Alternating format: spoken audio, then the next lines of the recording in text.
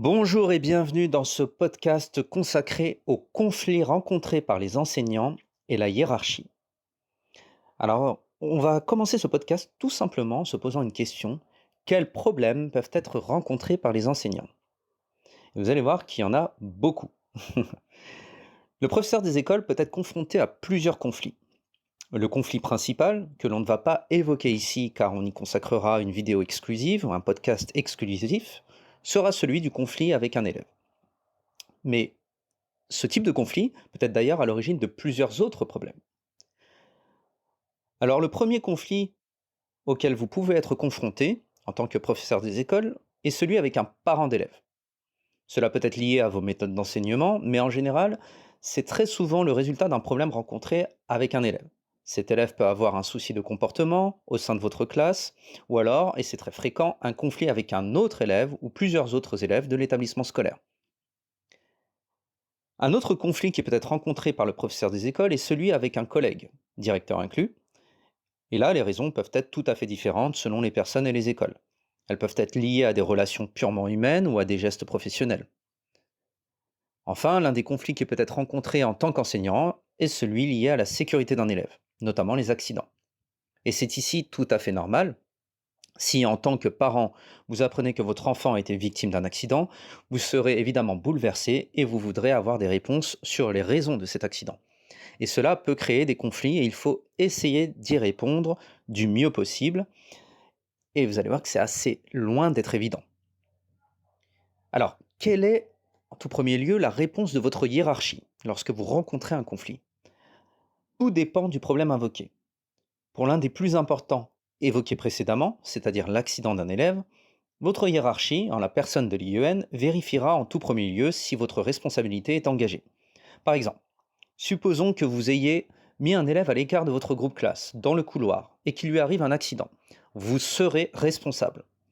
En effet, un élève ne doit jamais rester seul, sans la présence d'un adulte. Supposons maintenant que vous soyez en récréation, bien attentif à la surveillance des élèves, et que l'un d'entre eux tombe et se casse le bras. Dans ce cas de figure, votre responsabilité n'est pas engagée. Votre IEN regardera les différents éléments en sa possession pour vous soutenir ou non en cas de problème. Lors d'un conflit avec un parent d'élève, le soutien apporté par votre IEN sera en revanche parfois plus délicat à avoir pour un arbitrage en votre sens. Cela dépendra de votre IEN. Alors sachez que comme tout autre agent de la fonction publique, l'IEN a des responsabilités et pour lui, elles sont vraiment très importantes. Il a la pression de sa propre hiérarchie et celle du corps professoral. C'est un réel rôle de médiateur qu'il doit assurer en permanence. Et en cela, ses décisions sont souvent complexes à prendre. Dans ce contexte, un IEN prendra relativement rarement une position tranchée dans l'arbitrage d'un conflit. Il essaiera de privilégier le dialogue entre les deux parties. Et cela peut conduire au fait qu'il ne vous soutienne pas de façon systématique, ou en tout cas que vous ayez cette impression.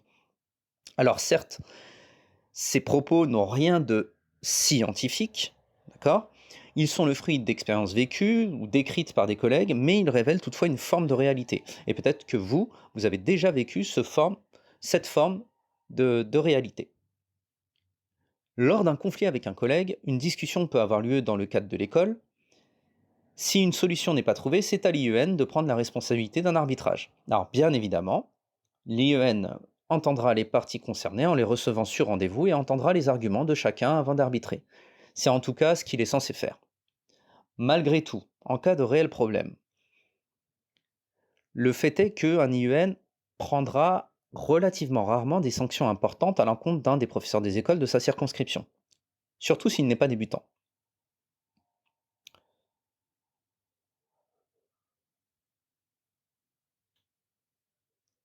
Ensuite, pour prévenir les risques et répondre efficacement à différents types de conflits, ce qu'il est important d'avoir à l'esprit, c'est de rester dans les lignes des obligations du fonctionnaire afin que l'on puisse vous faire le moins de reproches possible.